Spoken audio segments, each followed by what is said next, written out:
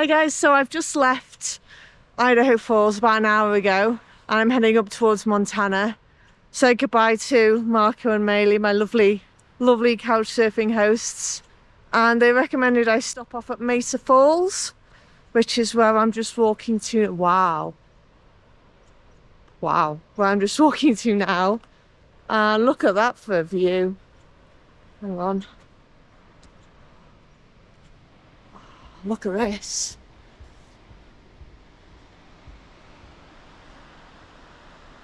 So I'm gonna have to, I guess I'm gonna go round. I suppose you can go further down. So this is obviously the top. Let's have a...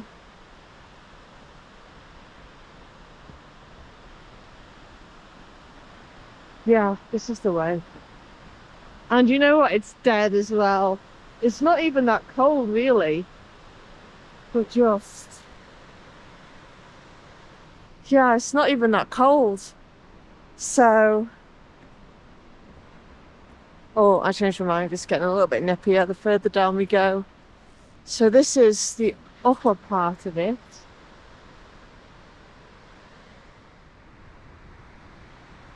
So I've gone all the way around past the waterfall.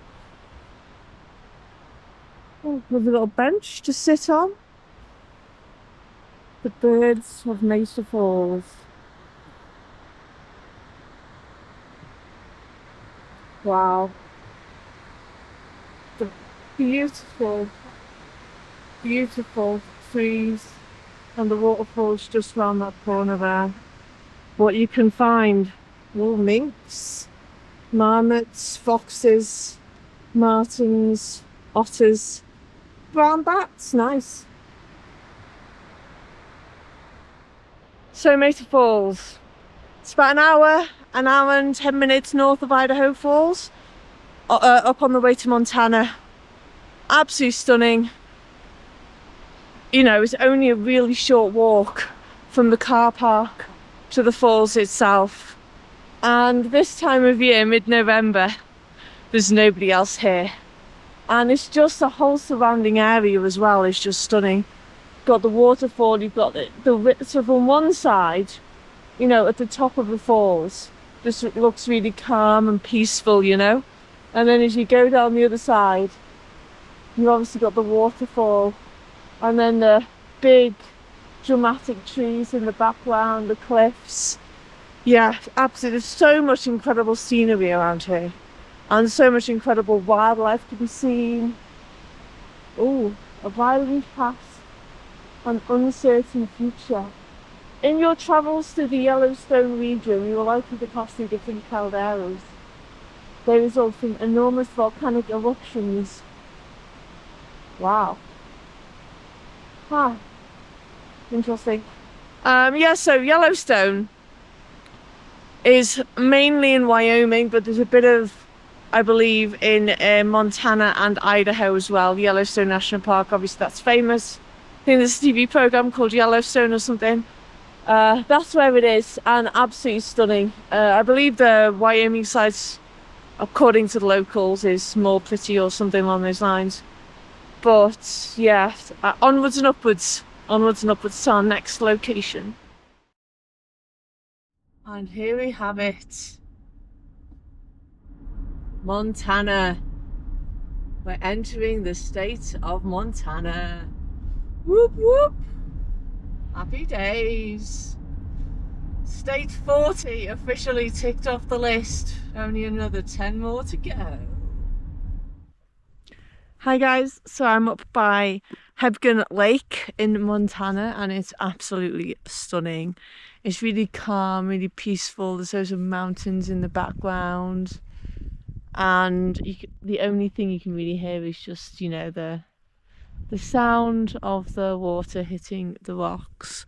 Drove through West Yellowstone, which is a teeny tiny little town up here, and I've got a couple more stops that I'm going to hit off today. And then I'm going to be staying in Ennis.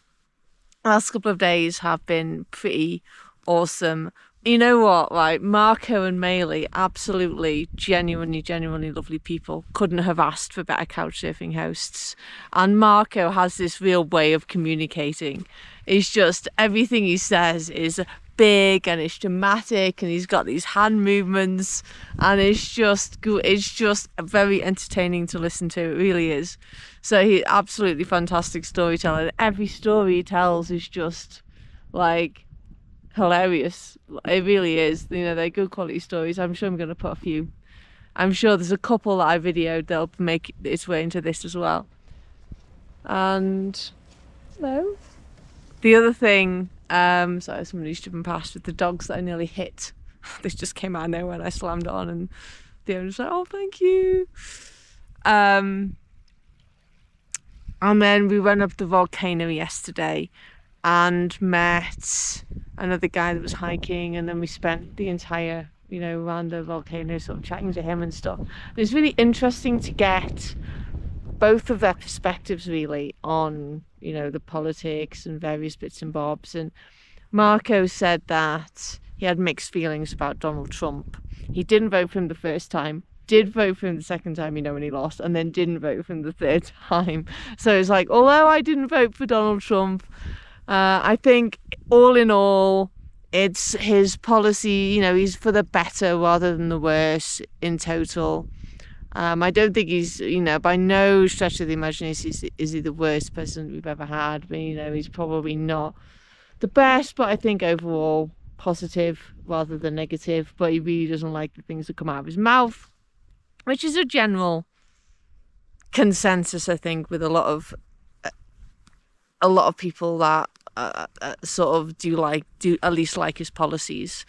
And the other guy, Steve from Pennsylvania, been in Idaho for, well, Rigby, which is close by, for a couple of years, said he voted for Trump on all 3 times. So really interesting getting their perspectives. I think the general consensus for most people, unless you come across somebody that is living in like a TDS, like Trump derangement syndrome, if that's what you want to call it, area, most people are sort of, unless, you know, they've got Trump derangement syndrome on the other side of things, where they're like obsessed with him and he can do no wrong. Most people are under the impression that his policies are good, but he shouldn't talk so much, I guess. And I was going to say something else. Oh, and everybody agreed that, you know, Joe Biden was really bad. So I had this conversation with Marco, and he said that, you know, how bad could it have really been when Joe Biden got into office? How much could it have affected my life? And he was like, it affected my life the minute he got into office, because he closed the pipeline down. So gas practically doubled overnight in my local area. So that directly impacts my life. Donald Trump hasn't done that, you know. So really, really interesting getting their perspectives. But yeah, Idaho Falls itself as an area, beautiful, absolutely stunning. Volcano was really nice, very sparse, like a lot of American cities. The center of the town, I mean, it was Tuesday morning that we went round, so obviously there's not going to be loads of people. And when you go inside, like the cafe, the Harvest Cafe, places inside are busy, but there's nobody out on the streets, which I suppose is a good thing. You know, there's no layabouts, there's nobody wandering aimlessly around. But it's just different from like a busy city where you see loads of people wandering up and down. And Idaho Falls is one of the main towns in one of the main cities in Idaho. There's Boise and there's Idaho Falls, I believe, are the 2 main ones. I could be wrong. And it's very, very quiet, which I think is just fantastic. I mean, it's got an airport. You wouldn't see a place as quiet as that in the UK having an airport. I mean, you just wouldn't. The religious thing surprised me. Obviously, Utah does border with Idaho, but I wasn't expecting. When you think of LDS, Latter-day Saints, you assume Utah. You think of Utah. You don't really think of Idaho.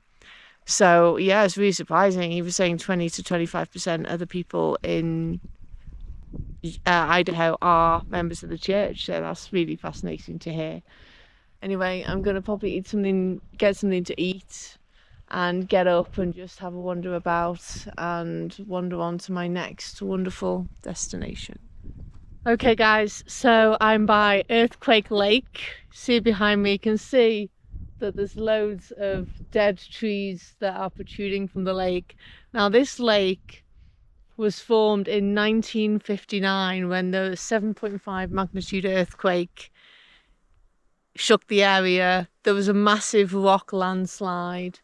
Everything sort of went down, and there's a lot of, and it basically engulfed, there was a campsite down there, it basically engulfed the entire area. And then the next morning, a new lake had formed. So obviously you can still see the trees, because only 60, 70 years ago, all the trees that have been drowned, you can still see them sticking up. And, you know, there were still cars down there. People lost their cars that are basically underneath the lake and stuff. So yeah, it's a really cool little formation, and it's just stunning. The entire area is just so stunning. It's quite unusual as well to come across geological formations that are that recent as like 1959. So yeah, really, really cool. And the snow, you can see snow up there on the mountains, and there's some snow up there as well. But considering it's November in Montana, it's actually, car driving past, it's actually warmer than expected. A lot of the roads that are normally closed, there's some roads that close, like Beartooth Pass, which is up in the mountains with sheer drops on either side. Can get very dangerous. So in the winter, come a certain date, can't remember which date it is, same day every year they close the pass for the winter because it's too dangerous. It gets icy, people are going to come off the side of the mountain, all that kind of stuff. So if I ever come back in the summer, I'm going to be doing Beartooth Pass. But there's a lot of roads that are normally closed this time of year that are not, because the weather's so nice. So yeah, I'm gonna, oh look at all those trees, sorry. I'm gonna put like some scenic views over the top of my voice for this bit, I think. But yeah, so it's actually, loads of people in Idaho Falls were saying how nice it is for this time of year as well. So I've really, really looked on with that one. I've really looked on. Here's some of the information. August the 17th, 1959. Rapidly rising lake posed an increased threat. Would the water burst through the slide dam and flood the Madison Valley? We never got the car back out, it's still at the bottom of the lake. So fascinating, isn't it? So fascinating. Hi guys, so it is, well, what time is it? It's a time, I think it's about 9 o'clock. And I'm parked on some lovely little viewing spot. Well, I would imagine it's some lovely little viewing spot. Can't really tell, but it's pretty misty out there. This is where I'm going to sleep for the night. It's really warm and toasty in this car. I've got loads of layers. It's positively Baltic outside, but that's okay. I mean, it is what it is. And I'm really looking forward to finding out what this view looks like in the morning. It better be spectacular. Gonna wake up with a beautiful, beautiful view tomorrow. So yeah, looking forward to that. And yeah, I'll see you guys in the morning after a proper good night's sleep in the car.